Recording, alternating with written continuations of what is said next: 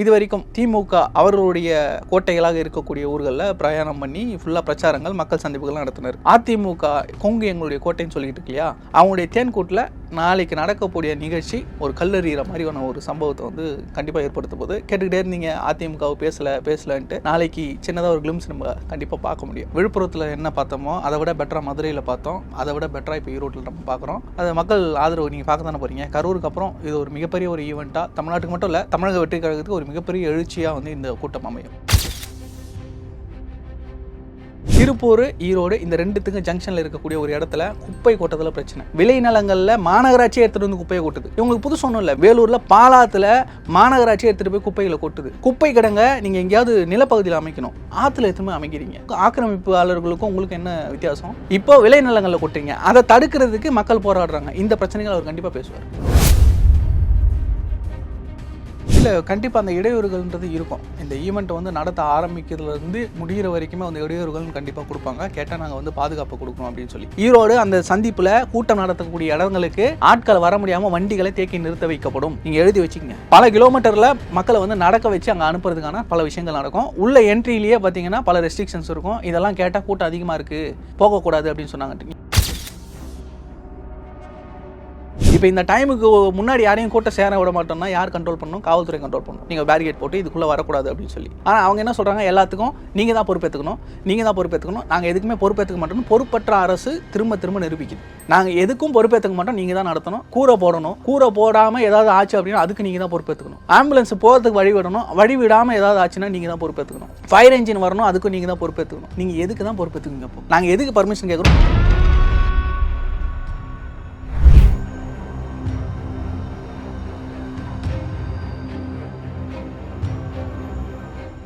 Real one நேயர்களுக்கு வணக்கம். இன்று நம்மளுடைய நேர்காணலுக்கு தமிழ்நாடு இளைஞர் கட்சியிலிருந்து திரு நரேஷ் அவர்கள் இணைஞ்சிருக்காங்க. பிரதர் வணக்கம். வணக்கம். ரொம்ப நாளா ஆச்சு. ஆமாம். ஓகே, எப்படி இருக்கீங்க? நல்லா இருக்கேன் பிரதர். நீங்கள்? நலமாக இருக்கேன். Okay brother. இப்போது ஈரோடில், அதாவது கொங்கு ஒட்டிய உண்டான ஒரு ஏரியாவில் விஜய் அவர்கள் வந்து நாளைக்கு பொதுக்கூட்டமாக, அது பொதுக்குழு மீட்டிங்காக, என்ன மீட்டிங் அது நீங்கள் மாநாடுன்னு கூட எடுத்துக்கலாம். மாநாட்டுக்கு இணையான ஒரு ஏற்பாடுகள் நடந்துகிட்டு இருக்கு. ஓகே, அது நீங்கள் மாவட்ட மாநாடுன்னு எடுத்துக்கலாம். ஒரு மாவட்டத்துலேயும் நீங்கள் நம்ம அது முன்னாடி மக்கள் சந்திப்பு நடக்கும்போதும் வடக்கு மண்டல இளைஞரணி செயலாளர் கூட்டம் நடத்த அந்த மாதிரி எடுத்துக்கலாம். நீங்கள் அந்த மாதிரியே எடுத்துக்கலாம். ஏன்னா வந்து கிட்டத்தட்ட மாநாடு மாதிரி தான் தயாரிப்பு நிலைகள் போயிட்டு இருக்கு. விழுப்புரத்தில் என்ன பார்த்தோமோ அதை விட பெட்டராக மதுரையில் பார்த்தோம், அதை விட பெட்டராக இப்போ ஈரோட்டில் நம்ம பார்க்குறோம். அது மக்கள் ஆதரவு நீங்கள் பார்க்க தானே போகிறீங்க. கரூருக்கு அப்புறம் இது ஒரு மிகப்பெரிய ஒரு ஈவெண்ட்டாக தமிழ்நாட்டுக்கு மட்டும் இல்லை, தமிழக வெற்றி கழகத்துக்கு ஒரு மிகப்பெரிய எழுச்சியாக வந்து இந்த கூட்டம் அமையும். இப்போது ஈரோடில் விஜய் சார் என்ன பேச போகிறாங்க? ஏன்னா புதுச்சேரியினுடைய ஸ்பீச், அந்த 11 நிமிஷம் ஸ்பீச் வந்து யாருக்குமே ஒரு சாட்டிஸ்ஃபைடாக இல்லை அப்படிங்கிற மாதிரி ஒரு விஷயம் வந்து பொதுவாகவே சொல்லப்பட்டுச்சு. அதாவது வந்து ஒரு படம் வந்து பிடிச்சவங்களோட பிடிக்காதவங்களுக்கு அதிகமாக இருந்தால் அந்த படம் வந்து ஃப்ளாப் அப்படின்ட்டு வந்து சொல்லுவாங்க. ஸ்பீச் வந்து ஃப்ளாப் அப்படின்ட்டு சொல்ல வரல, பட் வந்து இந்த ஸ்பீச் அப்படிங்கிறது எனக்கு அந்த அளவுக்கு உடன்பாடு இல்லை அப்படின்னு சொன்னவங்க ரொம்ப அதிக பேர் இருந்தாங்க. இப்போ இந்த ஈரோடில் என்ன மாதிரியான ஸ்பீச் இருக்க போகுது, என்ன விஷயங்கள் பேச போகிறாங்க? கண்டிப்பாக வந்து நீங்கள் அவ்வளோ பெரிய ஒரு மாஸ் லீடர்கிட்ட எக்ஸ்பெக்டேஷன்ஸ்ன்றது எல்லாருக்குமே அதிகமாக இருக்கும், எதிர்பார்ப்பு அதிகமாக இருக்கும். இன்றைக்கி என்ன பேச போகிறாரு அப்படின்றது நம்ம வந்து நாளைக்கு ஒரு இளைஞரணி மாநாடு நடந்ததில்ல, அதுக்கு அந்த மாநாடு நடக்கிற அன்றைக்கி தான் இது நடக்குது, இது போகிறாங்க, இவங்க வராங்க அப்படின்றது பேசு பொருளாச்சு. செய்திகளில் காட்டினாங்க, அப்போ தான் மக்கள் பார்ப்பாங்க. மக்கள் விரும்பாத விஷயங்களை வந்து நம்ம செய்திகளில் காட்ட மாட்டதில்லை. இப்போ ஏன் இதை வந்து விஜயண்ணா பேசும்போது எல்லா நியூஸ் சேனல்ஸ் அங்கேயே இருக்காங்கன்னா, மக்கள் இதை தான் எதிர்பார்க்குறாங்க. அதை நீங்கள் காட்டலன்னா யார் காட்டுறாங்களோ அங்கே போய் பார்க்க ஆரம்பிச்சிடுவாங்க. சரிங்களா? இந்த எதிர்பார்ப்பு என்ன ஆகுது அப்படின்னா, அவர் எது பேசினாலும் இன்னும் அதிகமாக எதிர்பார்க்கறது. ஒரு படம் பிளாக் பஸ்டர் கொடுத்துட்டாங்க அப்படின்னா அந்த டைரக்டர்கிட்ட அடுத்த படத்துக்கு வந்து மிகப்பெரிய அதை விட எக்ஸ்பெக்டேஷன் அதிகமாகும். ஆனால் என்னன்றதை சொல்ல தெரியாது. பாண்டிச்சேரியில் என்ன பேசணுமோ அதை கரெக்டாக பேசியிருக்காரு. நீங்கள் தமிழ்நாட்டுடைய எதிர்பார்ப்பு, தமிழ்நாட்டுடைய அரசியல் இதெல்லாம் அங்கே பேசணும் அப்படின்னு எதிர்பார்த்தீங்கன்னா ஏமாற்றம் தான் மிஞ்சம். அங்கே என்ன பேசணுமோ நான் முதல்லேருந்தே சொல்கிறேன், அவர் எங்கே எதை எவ்வளோ பேசணுமோ அதை அளவாக கரெக்டாக பேசுகிறார், அதை மட்டுமே பேசுகிறார். தேவையில்லாமல் வளன்னு போட்டு மக்களை வந்து போர் அடிக்க விரும்பல. இந்த ஜென்ரேஷனுக்கு ஏற்ற மாதிரி தான் பேசுகிறார். ஸோ நீங்கள் ஈரோடு கேட்டீங்க. இது வரைக்கும் திமுக அவர்களுடைய கோட்டைகளாக இருக்கக்கூடிய ஊர்களில் பிரயாணம் பண்ணி ஃபுல்லாக பிரச்சாரங்கள் மக்கள் சந்திப்புகள்லாம் நடத்தினார். அதிமுக கொங்கு எங்களுடைய கோட்டைன்னு சொல்லிட்டு இருக்கு இல்லையா, அவங்களுடைய தேன்கூட்டில் நாளைக்கு நடக்கக்கூடிய நிகழ்ச்சி ஒரு கல்லறிகிற மாதிரியான ஒரு சம்பவத்தை வந்து கண்டிப்பாக ஏற்படுத்த போது. கேட்டுக்கிட்டே இருந்தீங்க அதிமுகவை பேசலன்ட்டு. நாளைக்கு சின்னதாக ஒரு கிளிம்ஸ் நம்ம கண்டிப்பாக பார்க்க முடியும். இன்னொன்று, ஈரோடு பொறுத்த வரைக்கும் அந்த மாவட்டத்துக்கு தேர்தல் கடந்த 6 தேர்தல்கள், நான் சொல்கிறது வந்து எப்போ நீங்கள் 30 வருஷத்துக்கு முன்னாடிலாம் போக வேண்டாம், 2019 6 தேர்தல்களை சந்திச்சிருக்கு அந்த மாவட்டம். 2019 பாராளுமன்ற தேர்தல், அதுக்கப்புறம் 2021 சட்டமன்ற தேர்தல், ஈரோடு கிழக்கு இடைத்தேர்தல், திரும்பவும் பாராளுமன்ற பொதுத் தேர்தல், திரும்பவும் ஈரோடு கிழக்கு இடைத்தேர்தல், அடுத்து இப்போது 2026 சட்டமன்ற பொதுத் தேர்தல். அந்த மக்களுக்கு ஏதாவது வளர்ச்சி கிடைச்சிருக்கா அப்படின்னீங்கன்னா இல்லை. ஆனால் ஒருத்தருக்கு நல்ல வளர்ச்சி கிடைச்சிருக்கு, திரு உதயநிதி ஸ்டாலின். முதல்ல வந்து 2019 கட்சிக்குள்ளார வந்து பிரச்சாரத்துக்குன்னு வந்தாரா, அதுக்கப்புறம் இளைஞரணி தலைமை பொறுப்புக்கு வந்தார். முதல் தேர்தல் 2019 எப்படி வராரு, வெறும் ஒரு தொண்டரா இளைஞரணியை உள்ளே வராரு. அதற்கு பிறகு அடுத்து 2021 தேர்தலில் எம்எல்ஏ வேட்பாளராக அப்படியே கட்சியில் வந்து இளைஞரணி தலைமை பொறுப்பில் வர்றார். அடுத்து 2022 ஈரோடு கிழக்கு இடைத்தேர்தல், அதில் அமைச்சராக வர்றார். அடுத்து 2024 பாராளுமன்ற தேர்தலில் துணை முதலமைச்சராக வர்றார். அப்படியே 2025 இன்னொரு இப்போது இடைத்தேர்தல் நடந்தது, அதுலேயும் அபரிபூர்ண வளர்ச்சி, அடுத்த கட்டமாக முதலமைச்சர் அப்படின்ற அளவுக்கு அவர் வளர்ந்துட்டார். மக்களுக்கு நீங்கள் ஒரு தேர்தல் வாக்குறுதிகளாகவும் பேசுகிறீங்களா, எதையாவது செஞ்சுருக்கீங்களாங்க? கண்டிப்பாக அந்த மக்களுடைய பிரச்சனைகளை பேசுவார். முக்கியமாக அங்கே இருக்கக்கூடிய சாயப்பட்டறை கழிவுகள், அதை பற்றி கண்டிப்பாக பேசுவார். நீங்கள் இப்போ கூட எடுத்துக்கோங்க, இந்த தொழிற்சாலை கழிவுகள்லாம் அப்புறம் இப்போது இன்றைக்கி நடந்துக்கிட்டு இருக்க பிரச்சனை, திருப்பூர் ஈரோடு இந்த ரெண்டுத்துக்கும் ஜங்ஷனில் இருக்கக்கூடிய ஒரு இடத்துல குப்பை கொட்டதில் பிரச்சனை. விளைநிலங்களில் மாநகராட்சியே எடுத்துகிட்டு வந்து குப்பையை கொட்டுது. இவங்களுக்கு புதுசு ஒன்றும் இல்லை, வேலூரில் நம்ம அந்த பிரச்சனையை பேசியிருக்கோம். வேலூரில் பாலாத்தில் மாநகராட்சியை எடுத்துகிட்டு போய் குப்பைகளை கொட்டுது.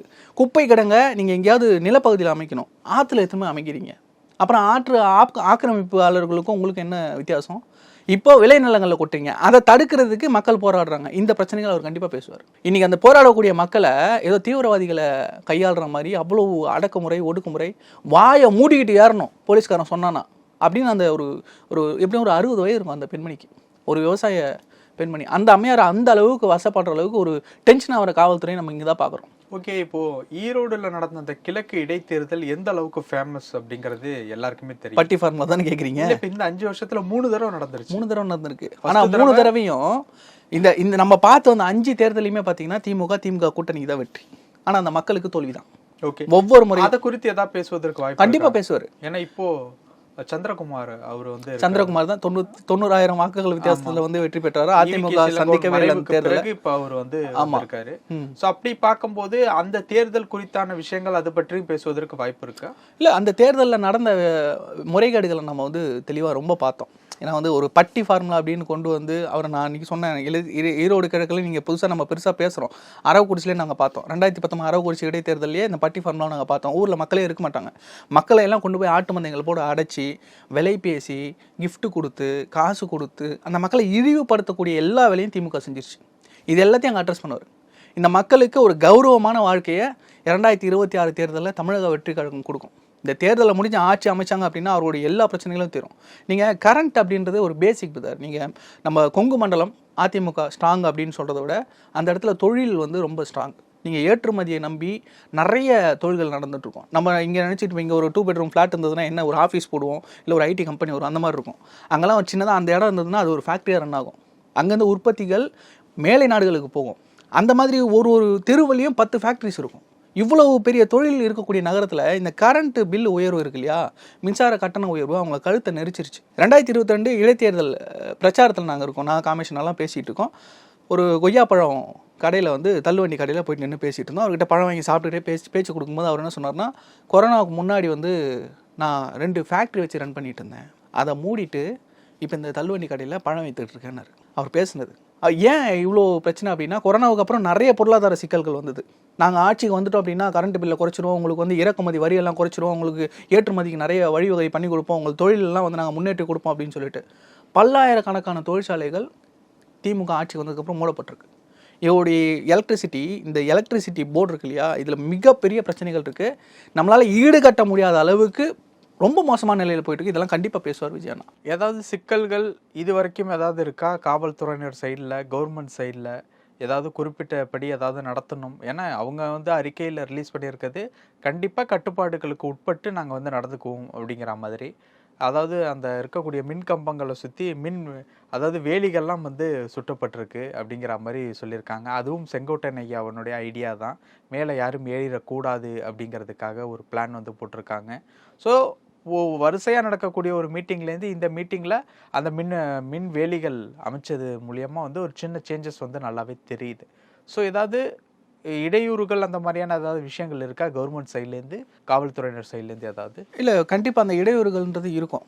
இந்த ஈவெண்ட்டை வந்து நடத்த ஆரம்பிக்கிறதுலேருந்து முடிகிற வரைக்குமே வந்து இடையூறுகள்னு கண்டிப்பாக கொடுப்பாங்க. கேட்டால் நாங்கள் வந்து பாதுகாப்பு கொடுக்கணும் அப்படின்னு சொல்லி. ஏன்னா கொஞ்ச நாள் முன்னாடி நம்ம இந்த ஒரு வாரத்துக்கு முன்னாடி பாண்டிச்சேரியில் ஒரு நிகழ்வு நடந்தது. அப்போ வந்து விஜய் நான் கோட் பண்ணியை காட்டிட்டார். பாண்டிச்சேரி அரசை பார்த்து தமிழ்நாடு அரசு, திமுக அரசு கற்றுக்கணும் அப்படின்னு கேட்டார். ஏன்னா இந்த அளவுக்கு அருமையாக ஒரு ஆர்கனைஸ் பண்ணி ஒரு பாதுகாப்பை கொடுக்கக்கூடிய ஒரு அரசு, ஒரு சின்ன மாநிலம் தானே, ஒரு யூனியன் டெரிட்டரி தான். அதில் வந்து இந்த அளவுக்கு கொடுக்குறாங்க. நீங்கள் என்னென்ன யோசிங்க, பாண்டிச்சேரி ஆர்ச்சிலேருந்து ஆரம்பித்து நீங்கள் அந்த கூட்டம் நடக்கக்கூடிய திடல் வரைக்கும் எந்த இடத்துலையும் வண்டி ஸ்லோ கூட ஆகலை. பார்த்துருப்பீங்கன்னு நினைக்கிறேன் லைவ். எங்கேயும் ஸ்லோ ஆகலை. எஸ்கார்ட் பண்ணி ரொம்ப அழகாக கூட்டு போனாங்க. எங்கேயும் கூட்டம் கொள்ள, எல்லா இடங்கள்லையும் காவல்துறையினர் பாதுகாப்பு நின்னாங்க. இந்த ஒரு செக்யூரிட்டியை தான் கரூருக்கு போகிறதுக்கு அவர் கேட்டார். அப்போ என்ன நக்கல் அடிச்சிங்க? பிரதமருக்கே கொடுக்கல, முதல்வருக்கே கொடுக்கல. அது உங்களுக்கு கொடுக்க தெரியல. இந்த காவல்துறைக்கு அதை கொடுக்கறதுக்கோ, இந்த அரசுக்கு அதை கொடுக்கறதுக்கோ தெரியல, திறன் இல்லை. பாண்டிச்சேரி அரசு அதை கொடுத்து சிறப்பாக காட்டிடுச்சு. எங்கேயும் வண்டி நிற்கல. இதை தானே அவர் கேட்டார். கரூருக்கு நான் போகணும்னா இந்த நிபந்தனைகள்லாம் காவல்துறை கிட்ட நாங்கள் கேட்குறோம், கோரிக்கையாக வைக்கிறோம். இந்த மாதிரி எங்களுக்கு டிராஃபிக் கிளியர் பண்ணி கொடுங்க திருச்சியிலேருந்து அப்படின்னு கேட்டார். பாண்டிச்சேரி எல்லையிலேருந்து அந்த போகக்கூடிய எத்தனை கிராமங்களை கிராஸ் பண்ணி போனாங்க. எங்கேயாவது கூட்டம் பிடிச்சா நின்னாங்க, அவங்கள கண்ட்ரோல் பண்ணாங்க காவல்துறை. அங்கங்கே காவல்துறை போதுமான அளவு இருந்தாங்க. கூட்டம் நடந்த இடத்துல பார்த்தீங்களா, எவ்வளோ காவல்துறை கண்ணில் பார்த்தோம். கரூரில் நீங்கள் காவல்துறையை பார்த்தீங்களா எங்கேயாவது? இதைத்தானே அவர் குறிப்பிட்டு சொன்னார். இதை அங்கே மென்ஷன் பண்ணி சொன்னதுக்கப்புறம் அங்கே ஒரு பெண் ஐபிஎஸ் அவர்கள் மைக்க பிடுங்கினது, அவங்க ஆஷா பேசுனது, இதெல்லாம் கோடிட்டு என்ன காட்டினாங்க. அதே மாதிரி இங்கே நடத்துனா பரவாயில்லையா அப்படின்னாங்க. தேவைப்படுற இடத்துல இங்கே நடத்துகிறேன் அப்படின்ற பேரில் இங்கே அராஜகம் பண்ணுவாங்க. கண்டிப்பாக நீங்கள் அதை பார்க்க போகிறீங்க. காவல்துறை அராஜகம் பல இடங்களில் இருக்கும். இந்த கூட்டத்தை சேர விடாமல் நிறைய இடத்துல தடுப்பாங்க. நான் திரும்ப சொல்கிறேன் பாருங்களேன், ஈரோடு அந்த சந்திப்பில் கூட்டம் நடத்தக்கூடிய இடங்களுக்கு ஆட்கள் வர முடியாமல் வண்டிகளை தேக்கி நிறுத்த வைக்கப்படும். நீங்கள் எழுதி வச்சுக்கங்க, நாளைக்கு இதெல்லாம் செய்தி ஆகும். பல கிலோமீட்டரில் மக்களை வந்து நடக்க வச்சு அங்கே அனுப்புறதுக்கான பல விஷயங்கள் நடக்கும். உள்ள என்ட்ரிலேயே பார்த்தீங்கன்னா பல ரெஸ்ட்ரிக்ஷன்ஸ் இருக்கும். இதெல்லாம் கேட்டால் கூட்டம் அதிகமாக இருக்குது, போகக்கூடாது அப்படின்னு சொன்னாங்க. நீங்கள் பாண்டிச்சேரியில் கூட பார்த்துருப்பீங்க, பாக்ஸாக போட்டிருந்தாங்களா. அந்த பாக்ஸில் பார்த்தீங்கன்னா நிறைய காலி இடங்கள் நம்மளுக்கு தெரிஞ்சது. ஏன் சொல்லுங்கள், ஒரு ஸ்கொயர் மீட்டரில் இத்தனை பேர் நிற்க முடியும்னா இத்தனை பேருக்கு அந்த பாக்ஸ்ன்னு சொல்லி அலாட் பண்ணி அவ்வளோதான் உள்ளே விடுவாங்க. ஆனால் நீங்கள் அதே காசு கொடுத்து கூட்டம் வர கூட்டமாக இருந்தால் அங்கங்கே சொன்ன இடத்துல நிற்கவும் உட்காரும். இது அப்படிப்பட்ட கூட்டம் இல்லை. இது வந்து தன்னெழுச்சியாக வர கூட்டம். அவன் முன்னாடி வந்து அண்ணனை பார்க்கணுன்னு நினைக்கிறான், அவன் பேசுகிறத கேட்கணும்னு நினைக்கிறான். அவனை நீங்கள் கண்ட்ரோல் பண்ண முடியாது, நெருக்கிடுவாங்க எல்லாரும். அந்த நெருக்கம் இருக்கக்கூடாதுன்றதால இவங்களும் ரொம்ப முயற்சி பண்ணுறாங்க. ஸோ ரொம்ப கட்டுக்கோப்பாக நடத்தணுன்றதுக்காக தான் இவ்வளோ வெல் ஆர்கனைஸ்டாக. அப்போ நாளைக்கு அந்த கூட்டத்தில் ஒரு பிரச்சனை இருக்குது. பிரச்சனை காவல்துறையால் ஏற்படுத்தப்படும் நான் நம்புகிறேன். நாளைக்கு அதெல்லாம் நடக்காமல் நல்ல விதமாக நடந்து முடிக்கணும் அப்படின்றது. பார்க்கிங் ஃபெசிலிட்டிஸ்லாம் எது ரெடி பண்ணாமே அவ்வளோ பெரிய கூட்டம். 20 ஏக்கரில் 2 வீலர் பார்க்கிங், 60 ஏக்கரில் கார் பார்க்கிங். இதை தாண்டிய பிரச்சனை வந்துட போகுது. இல்லை, அதுதான் சொல்கிறேன் இல்லையா, இந்த வண்டிகள் வந்து பார்க்கிங் நீங்கள் சொல்கிறீங்க. மதுரை மாவட்டத்தில் பார்க்கிங் நாங்கள் ஆர்கனைஸில் பண்ணிகிட்டு இருந்தோம் தாவைக்காவோட சேர்ந்து. அப்போ வந்து நாங்கள் என்ன கணக்கு பண்ணோம் அப்படின்னா, மதியம் 1 மணி நம்ம வந்து 3:30 மணி 4 மணிக்கு தான் வந்து ஆரம்பிக்க போகிறாங்க மாநாடு அப்படின்னு சொல்லி பிளான். 1 மணிக்குள்ளே பார்க்கிங் காலி ஆகிடும், ஃபுல்லாகிடும். நம்ம அதுக்கப்புறம் வந்து அடுத்த ஆர்கனைசிங் போயிடலாம் அப்படின்ட்டு. காலையில் 8:30 மணிக்கு பார்க்கிங் ஃபுல்லு. காலையில் 8:30 மணிக்கு பார்க்கிங் ஃபுல்லு. இப்போ இந்த டைமுக்கு முன்னாடி யாரையும் கூட்டம் சேர விட மாட்டோம்னா யார் கண்ட்ரோல் பண்ணணும்? காவல்துறை கண்ட்ரோல் பண்ணணும். நீங்கள் பேரிகேட் போட்டு இதுக்குள்ளே வரக்கூடாது அப்படின்னு சொல்லி. ஆனால் அவங்க என்ன சொல்கிறாங்க, எல்லாத்துக்கும் நீங்கள் தான் பொறுப்பேற்றுக்கணும், நாங்கள் எதுக்குமே பொறுப்பேற்றுக்க மாட்டோம்னு பொறுப்பற்ற அரசு திரும்ப நிரூபிக்குது. நாங்கள் எதுக்கும் பொறுப்பேற்றுக்க மாட்டோம், நீங்கள் தான் நடத்தணும். கூரை போடணும், கூரை போடாமல் ஏதாவது ஆச்சு அப்படின்னா அதுக்கு நீங்கள் தான் பொறுப்பேற்றுக்கணும். ஆம்புலன்ஸ் போகிறதுக்கு வழி விடணும், வழி விடாமல் ஏதாவது ஆச்சுன்னா நீங்கள் தான் பொறுப்பேற்றுக்கணும். ஃபயர் என்ஜின் வரணும், அதுக்கும் நீங்கள் தான் பொறுப்பேற்றுக்கணும். நீங்கள் எதுக்கு தான் பொறுப்பேற்றுக்குங்க? அப்போ நாங்கள் எதுக்கு பர்மிஷன் கேட்குறோம்? பாதுகாப்புனா என்ன? காவல்துறை அனுப்பி அங்கங்கே அப்படியே ஷோகேஸ் மாதிரி பொம்மை மாதிரி நிற்க வைக்கிறதுக்கா? ஒரு ஹோட்டல் சாப்பிட போகிறோம், இங்கு தொலைஞ்சு போகும் உங்களுடைய பொருட்களுக்கு நீங்களே தான் பொறுப்பு, நிர்வாகம் பொறுப்பல்ல அப்படின்ட்டு வந்து சொல்கிறாங்க. அதை நீங்கள் எப்படி எடுத்துப்பீங்க? அது ஒரு ஹோட்டல், அது ஒரு தனியார் ஹோட்டலு. அவங்க வேலையை பார்த்துக்கிட்டு இருப்பாங்க. உங்களுக்கு வேலையே இதுதான். வரக்கூடியவர்களை பொருள், உடைமை, உயிர் எல்லாத்துக்கும் பாதுகாப்பு கொடுக்குறது தான் அரசுடைய வேலை. அதுக்கு தான் உங்ககிட்ட பர்மிஷன் கேட்குறோம். நீங்கள் ஹோட்டல் நடத்தலை.